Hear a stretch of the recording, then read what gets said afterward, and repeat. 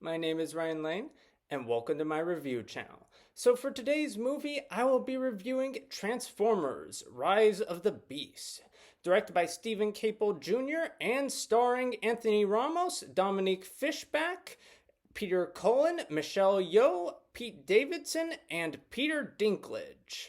So, the year is 1994, and Noah Diaz, played by Anthony Ramos, has fallen on a bit of hard times right now. His little brother has sickle cell anemia, needs some health care, and unfortunately, they don't have the cash to pay the medical bills that they've already incurred. So, against his better judgment, he decides to help a friend rob a Porsche from a business that cuts a few checks every year, and in order to get the cash. Well, fortunately or unfortunately, depending on how you look at it, Noah happens upon the car Transformer Mirage, played by Pete Davidson, and through a series of events, ends up getting enlisted into an operation to save the world from being devoured by Unicron.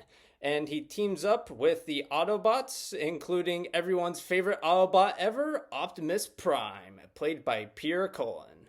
So performances are all across the board pretty decent. I mean, nothing like really took me by surprise with how good they are, but they're good performances, just simply put. On the human side, Anthony Ramos does a good job as Noah, a desperate ex-army veteran who's just trying to do his best to provide for his family. Dominic Fishback does a good job as an underappreciated archaeologist who is really passionate about the subject. And then on the robot side, Peter Cullen is once again amazing as ever as Optimus Prime. He even brings a bit more of an interesting edge to the character, as this version of Optimus is a bit more cynical about humanity than previous incarnations. And I feel like it's kind of what they were trying to do with Transformers 4, but unlike Transformers 4, they don't drop the ball. Like, this is an actually interesting take on Optimus Prime that is not as trustworthy of the humans as Optimus Prime in Transformers 1 through 3.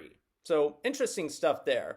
Michelle Yeoh brings some nice gravitas to her role as Air Razor, a Maximal, that can take the shape of a peregrine falcon. Ron Perlman brings some nice gravitas as Optimus Primal, a gorilla transformer. And then there's Peter Dinklage and the rest of the actors who play the Terracons. They're all right. I mean, again, they don't have much personality beyond snarky one-liners and a whole "we will end your world" type dialogue. But I mean, all things considered, I feel like the performances are more entertaining than they have any right to be. Like Peter Dinklage as Scourge, the leader of the Terracons, he actually, his performance, while on paper would seem kind of boring and is sort of a emo, he just wants to end the world type shtick, he's actually kind of at least somewhat entertaining. He's visually speaking, he's distinct. The score that accompanies his character is pretty kick-ass. And Peter Dinklage brings a lot more effort to the character than the character probably deserved. So, again, the Terracons are all right. They don't drag down the movie, but I can't say they added as much as I would have liked them to. So, narratively speaking, what you'll get in this movie, you've gotten in plenty of other Transformers movies. Everything from there being yet another Transformer relic to find to stop the end of the world, because there always is one of those types of relics in these movies, except for Bumblebee, of course.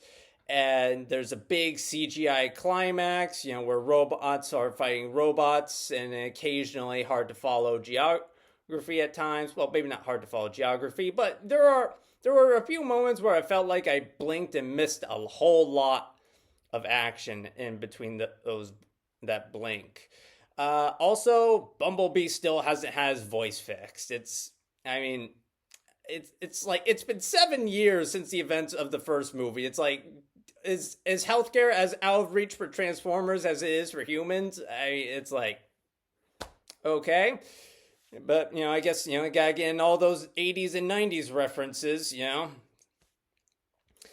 Thankfully, the film does bring at least a few new ideas to keep the film from feeling like a complete carbon copy of prior films.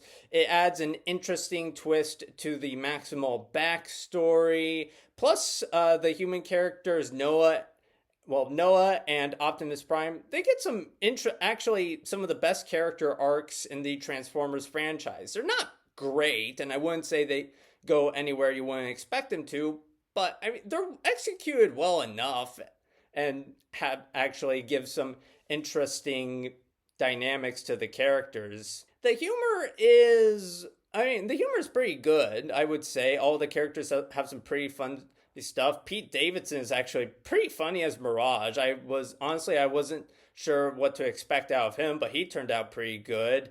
A friend of the Noah character actually adds a lot of laughs too, as a sort of a hippie robber of sorts. He's pretty good. However, the 90s references, they aren't quite the knee slappers that the writers clearly thought they were. But thankfully, and it was a refreshing change of pace for these movies, none of the jokes are groan worthy. Like, whenever a joke doesn't land, it just doesn't land. It doesn't crash and burn like prior movies. You're not going to get a mother getting high on pot brownies, is what I'm getting at here. However, the film does make one weird point at one point in the film. Like, it's not awful, it just feels so weird. It feels like Paramount kicked out all the writers and wrote in their own ending to further their ham-fisted approach to world building. You'll see what I mean when you see it. So the action scenes are done decently enough. Generally speaking, you could tell who's who and where characters are in relation to another. But the action scenes can become a little bit too chaotic during the big, set piece moments where multiple characters are fighting each other. The film definitely fares better when, it's a more one-on-one approach to the action. So, though it hardly reimagines what a Transformers movie can be, Rise of the Beast thankfully offers up a few new tricks to go along with the usual genre thrills. So with all that in mind, I will be giving Transformers Rise of the Beasts 3.5 out of 5 stars. Anyway, thank you for watching. Have a good rest of your day. If you like this review and would like to see more like it, be sure to like and subscribe and leave a comment down below. And for today's comment section prompt of the day, what is your favorite Transformers movie and why?